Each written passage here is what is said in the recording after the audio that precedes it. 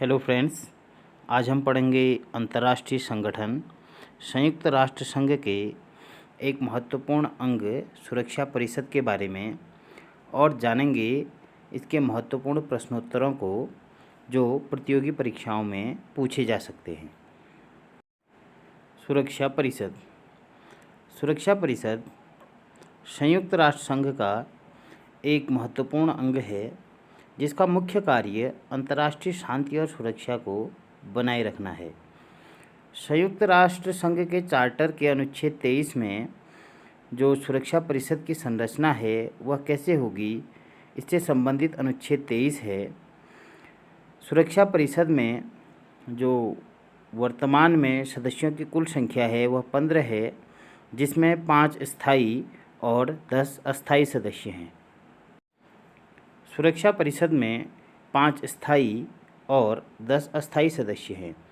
जो अस्थायी सदस्य हैं उनकी नियुक्ति 2 वर्ष के लिए की जाती है और सदस्यों की यह नियुक्ति संयुक्त राष्ट्र संघ के महत्वपूर्ण अंग महासभा द्वारा की जाती है। सुरक्षा परिषद में बचे हुए जो 5 सदस्य हैं वह स्थायी सदस्य हैं।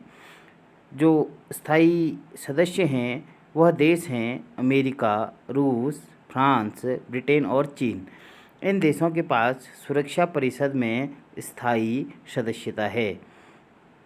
जो सुरक्षा परिषद था 1966 से पूर्व, उसमें जो सदस्यों की संख्या थी वो 11 थी, जिसमें से 6 अस्थायी और 5 स्थायी सदस्य थे।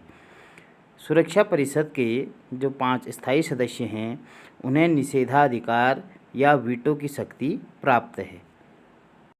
संयुक्त राष्ट्र के स्थायी सदस्यों के पास निषेधाधिकार या वीटो की शक्ति उन्हें प्राप्त है।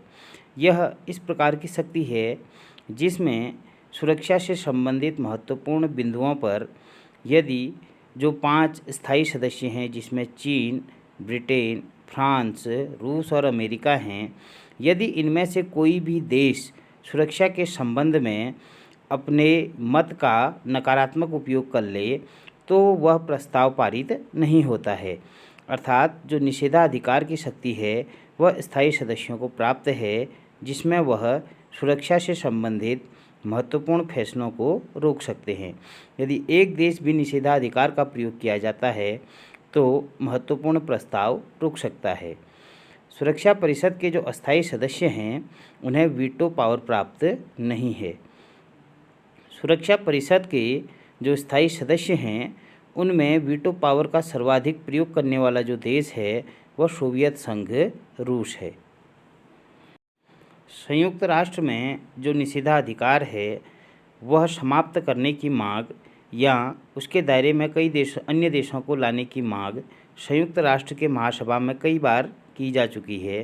संयुक्त राष्ट्र संघ की बैठक 1992 में जो स्वीकृत प्रस्ताव थे उसमें सबसे बड़ी शिकायतें ये थी कि सुरक्षा परिषद में जो पश्चिमी मूल्य हैं उनका प्रभाव है और सुरक्षा परिषद में सभी देशों को बराबर का प्रतिनिधित्व नहीं है। अर्थात वीटो पावर की समाप्ति या उसके अंतर्गत अन्य देशों को लाना एक महत्वपूर्ण कदम हो सकता है। सुरक्षा परिषद में जो मतदान का उल्लेख है किसी विषय पर वह चार्टर के अनुच्छेद 27 में किया गया है। सुरक्षा परिषद में जो मतदान है वह 2 प्रकार का होता है।